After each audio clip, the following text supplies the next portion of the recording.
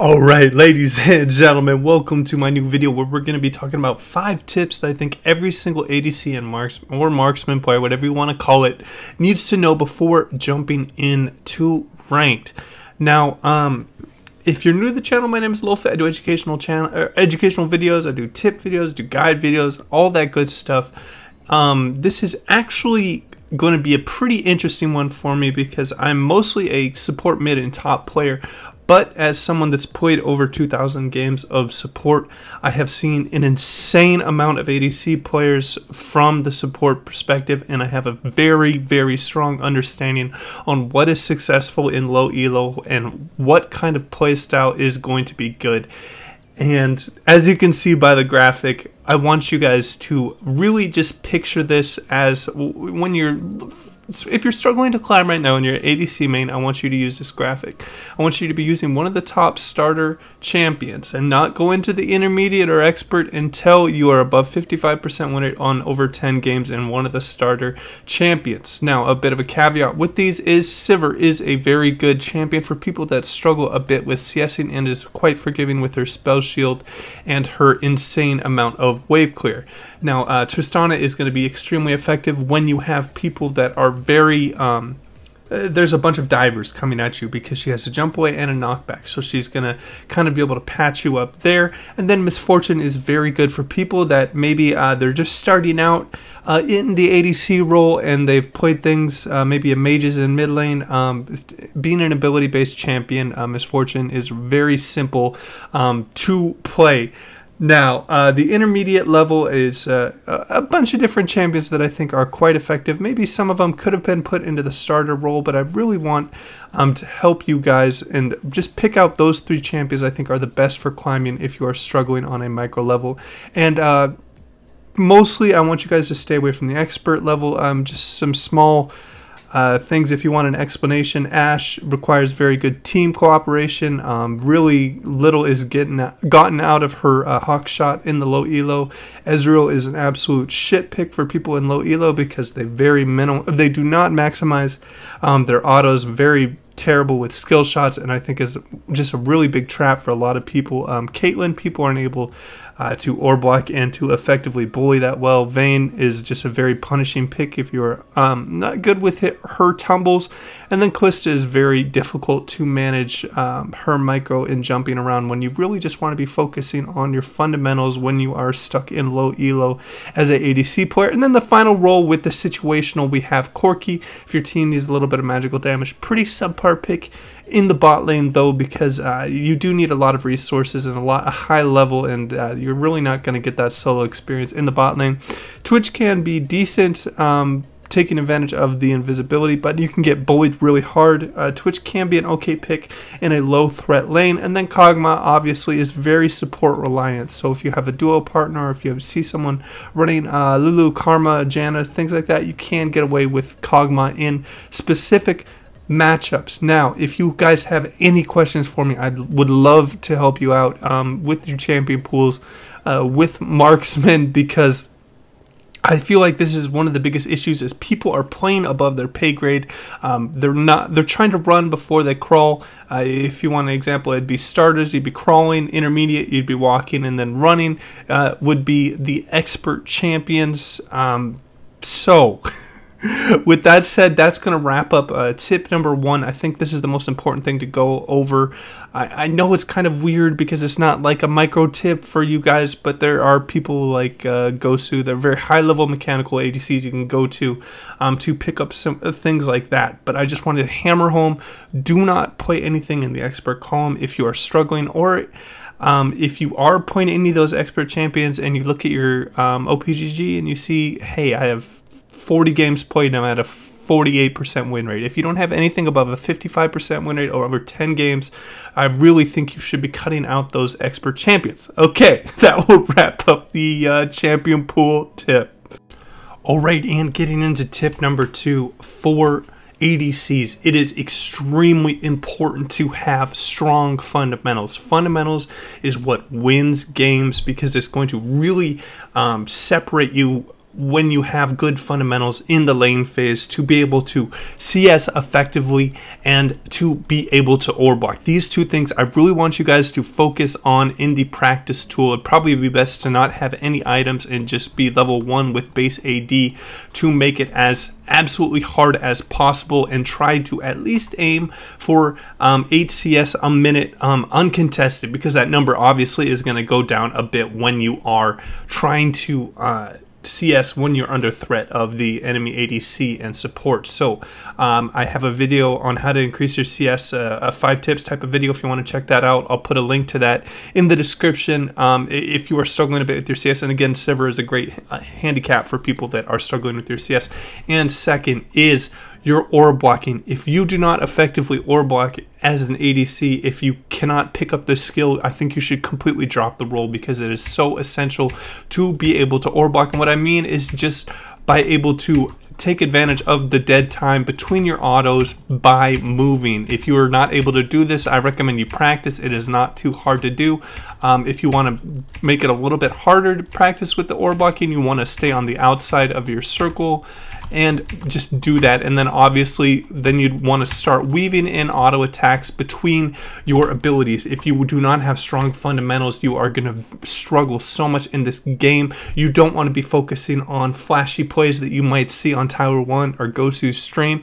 What you want to be focusing on first is your fundamentals, and then work to the fun, crazy, flashy plays. And I know these tips seem very basic, but I feel like a huge part of my audience is very low elo, and if you guys just work on these fundamentals with solid, easy to play champions, I think this will be extremely effective for you guys in the climb and will help you in the long run. It is not I know this video is a little bit different. I'd love to hear your guys' thoughts in the comments down below. But yes, please practice your ore blocking in CS. These fundamentals are extremely important, and just get it so it's just a fluid movement of you're just autoing like right after the movement, and it's just perfect. And then obviously with different champions and different attack speeds, you want to get used to that. So that is going to be extremely important when you are playing the ADC. And that will wrap up tip number 2.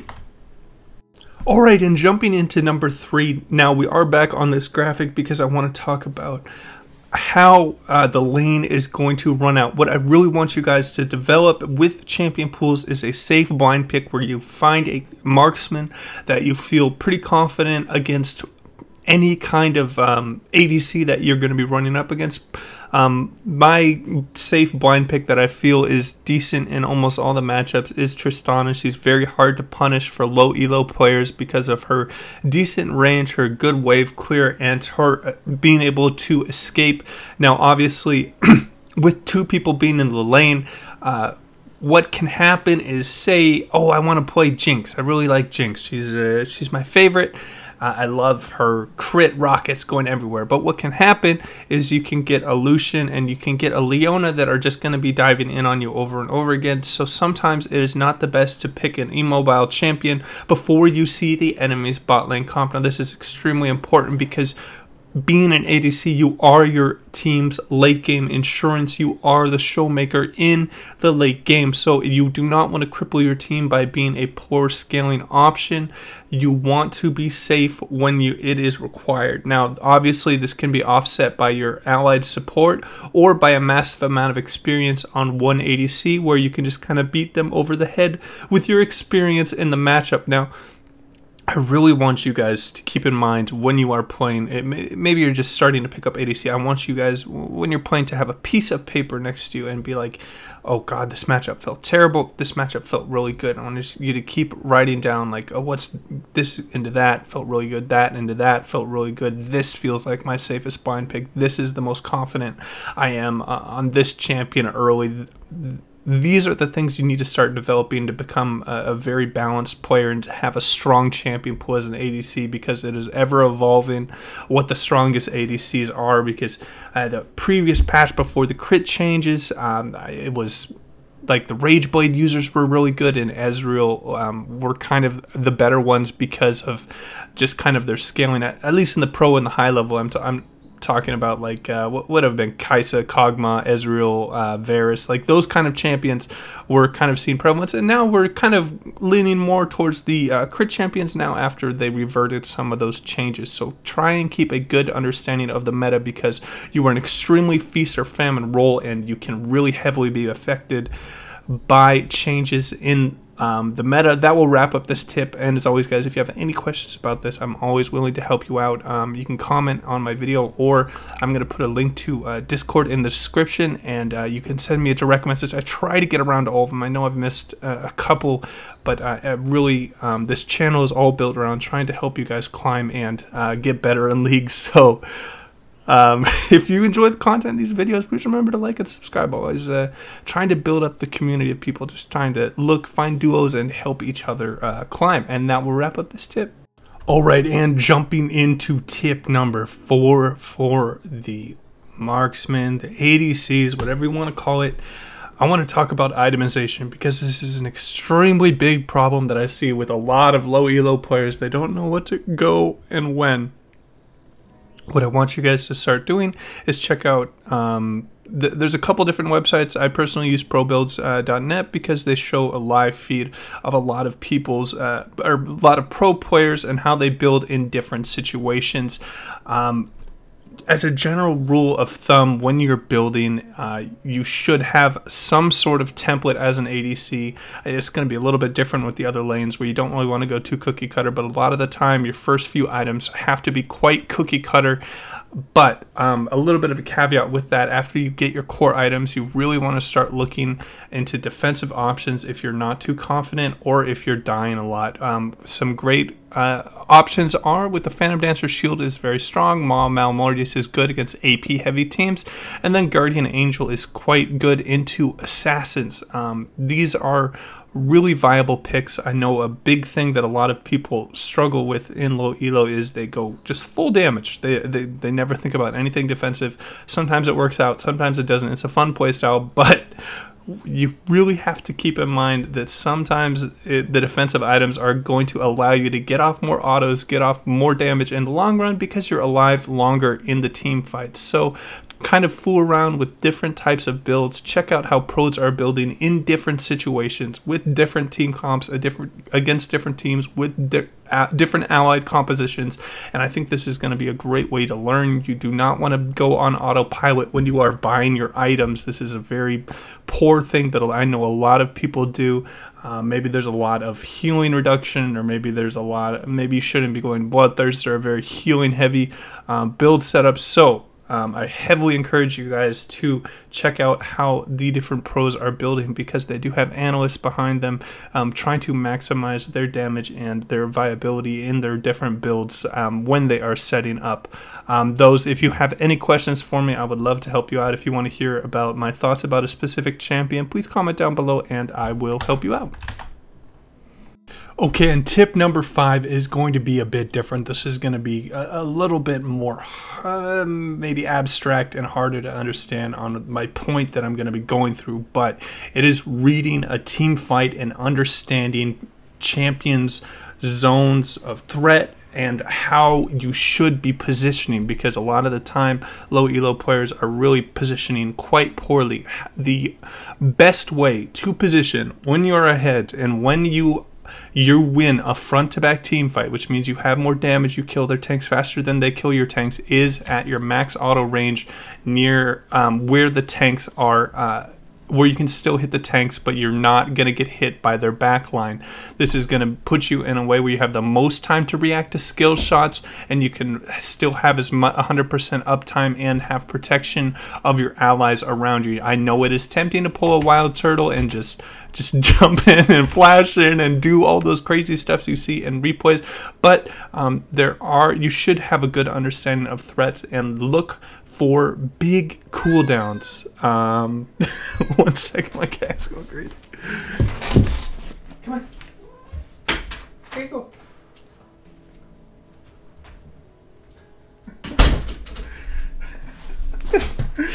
Alright, sorry about that. So, The cooldowns that you need to be looking for are things like a Fizz ultimate that is just really big, a Zyra ultimate, something that is really easy to see and has high threat on you. After those are used, you can move forward. You can look to be a little bit more aggressive. Maybe if you're using Hurricane, you can hit a couple more people and start looking for openings in the backline. If it is a ability-based champion, say something like a Xerath is their backline right here, and the tanks have very low threat on you, you can look to reposition after the Xerath has used his threats from his abilities and do that.